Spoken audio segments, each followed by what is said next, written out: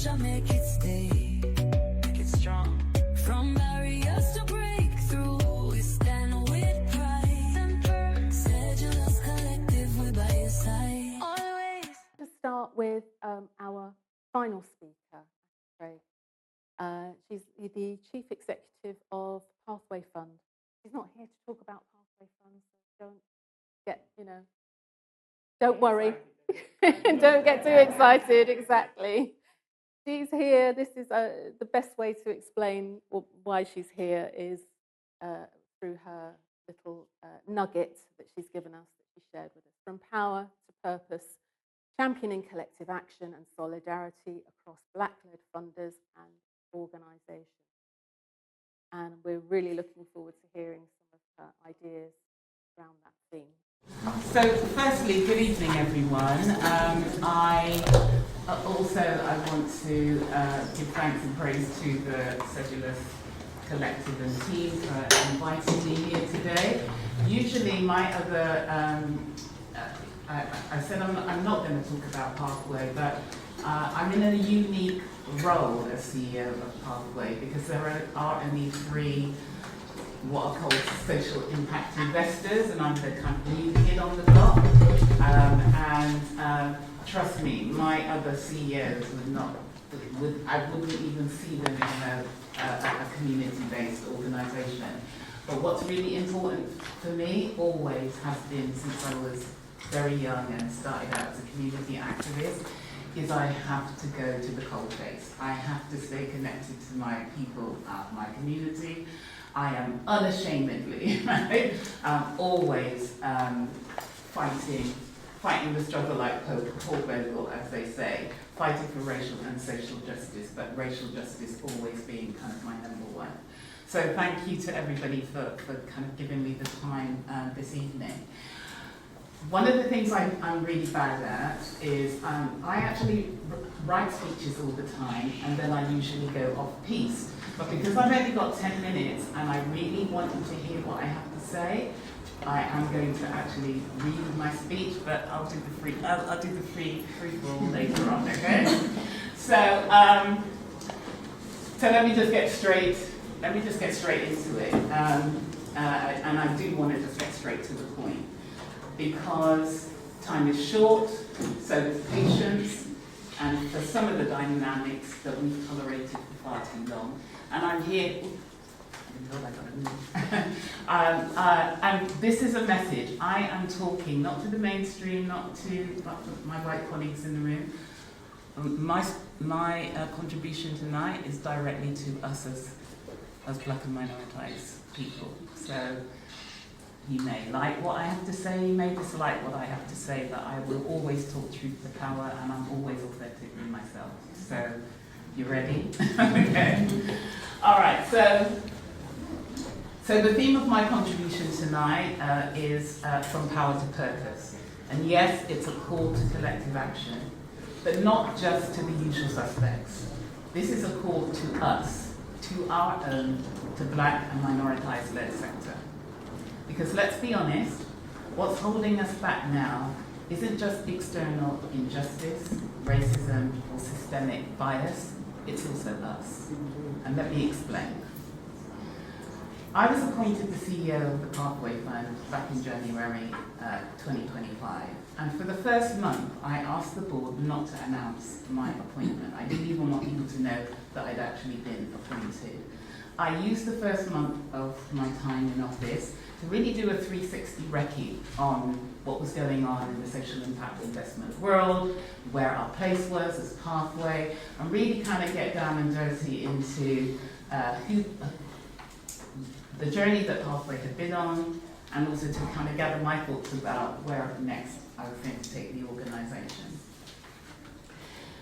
Familiarising myself with many of the programs that we have been delivering, and actually waiting quite patiently myself for the government's announcement of the dormant assets funding. But like I said, I'm not here to talk about Pathway. I wanted to talk about us. And for the past 3 or 4 months, I've been part of something called the Impact Economy Collective. It's a loose but very powerful alliance of social investors, foundations, trusts and institutions, and we work together to influence government policy. And guess what? It's working.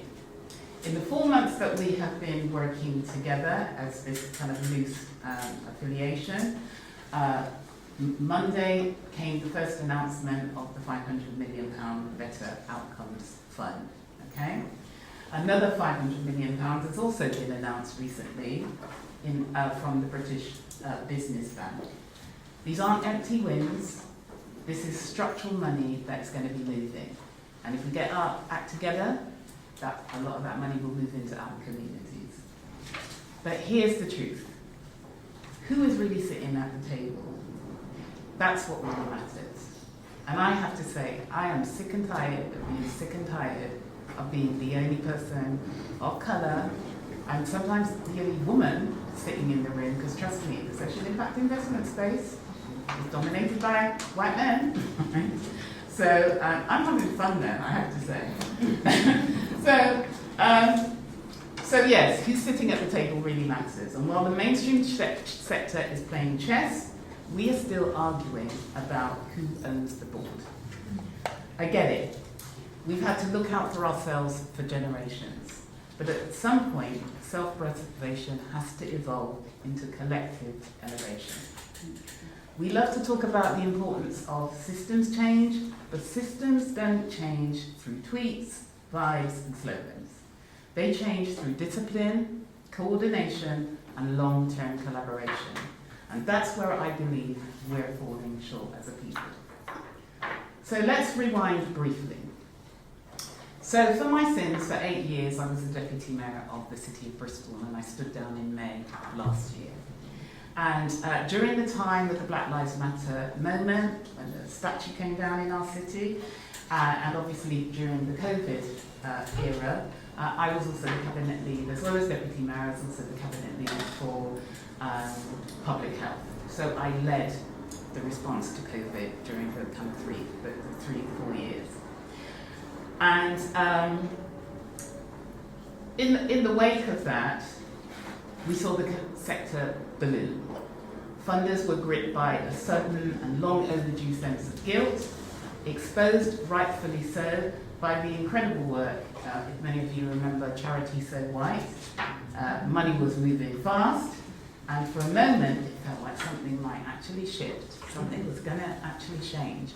We even started to see more black people on TV. Do you remember that? Yeah. You know, remember? It's kind of got normal now, but yeah, trust me. But here's the thing about a rush. It brings out the best and the worst in us. We saw excellence, but we also saw opportunism.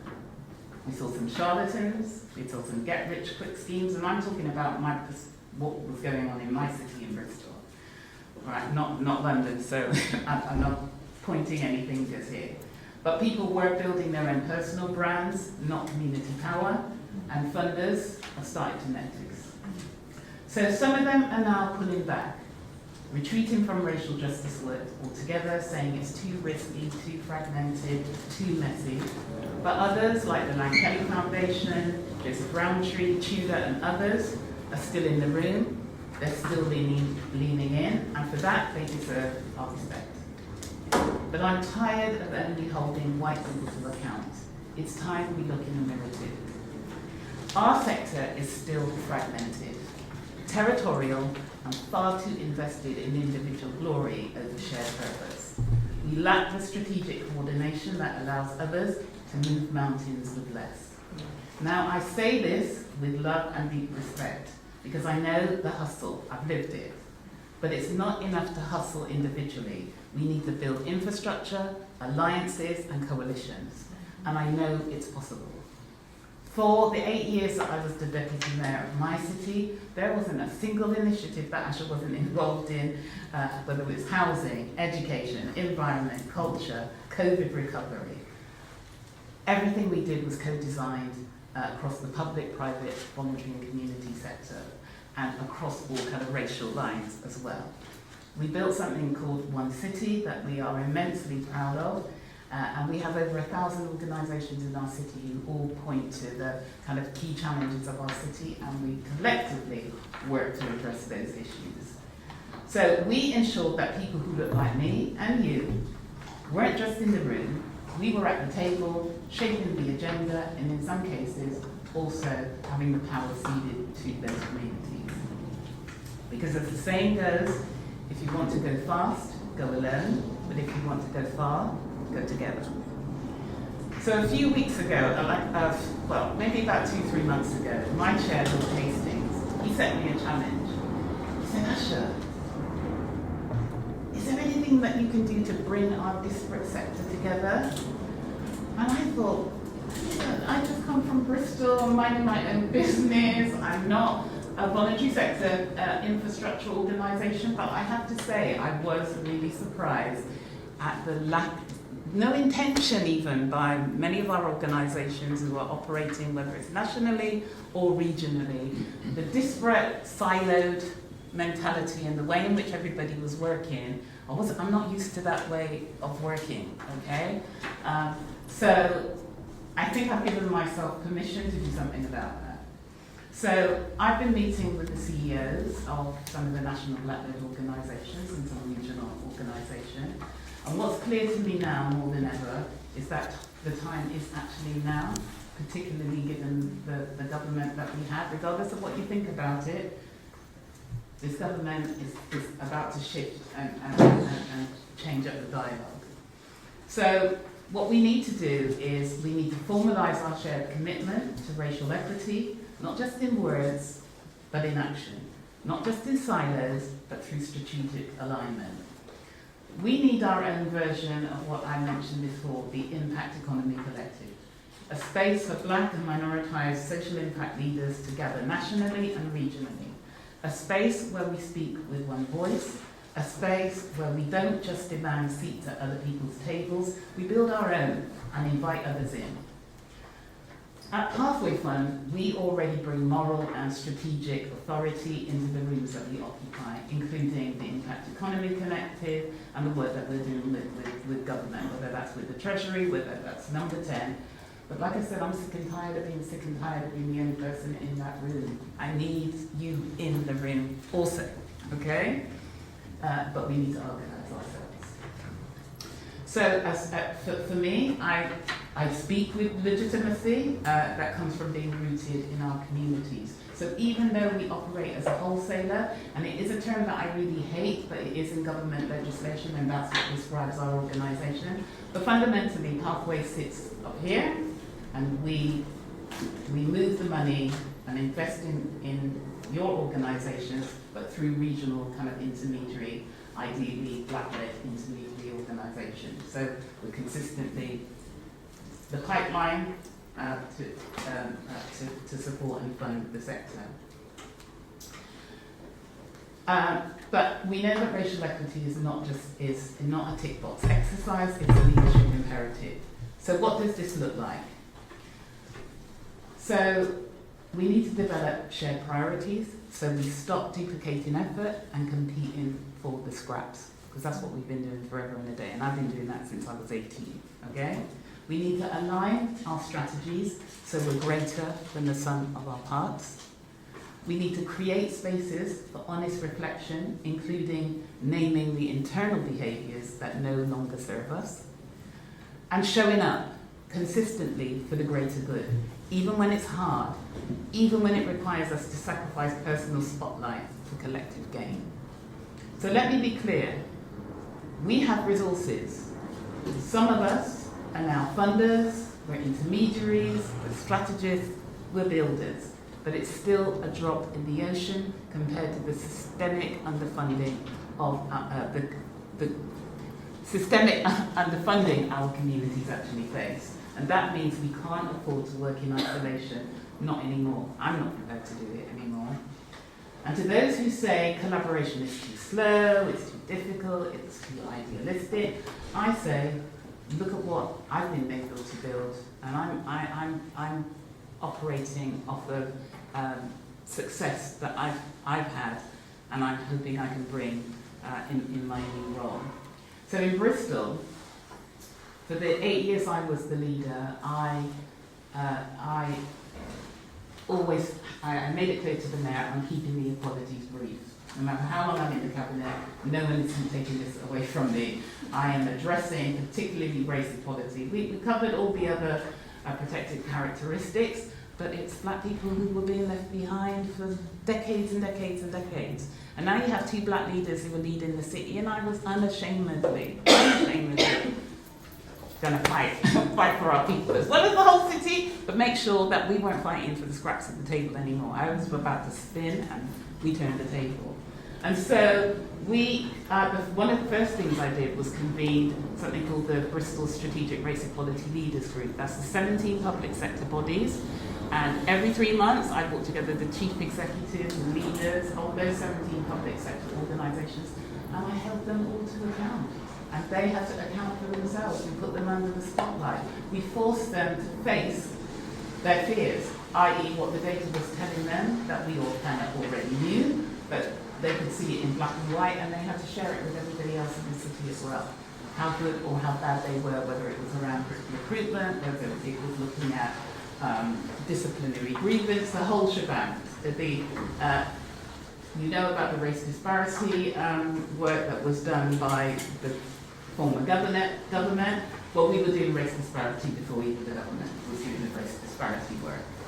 So, and what's great is that work is still continuing. So one of my biggest fears was always, if I stepped out of politics, are we going to lose everything that we have done, all of the good work that we have built? But I'm glad to say the Strategic Leaders Group is still meeting, the CEO of the council is still leading that conversation, and some of my colleagues from the voluntary community sector, from the black voluntary community sector, are holding the sector to account. In addition to that, during COVID, I stood up the COVID Race Equity Group. That brought together 97 organisations. The majority of us black-led organisations, but some white mainstream organisations, but the public sector organisations. Because obviously COVID was a big issue for many of our communities who did not trust the system and they weren't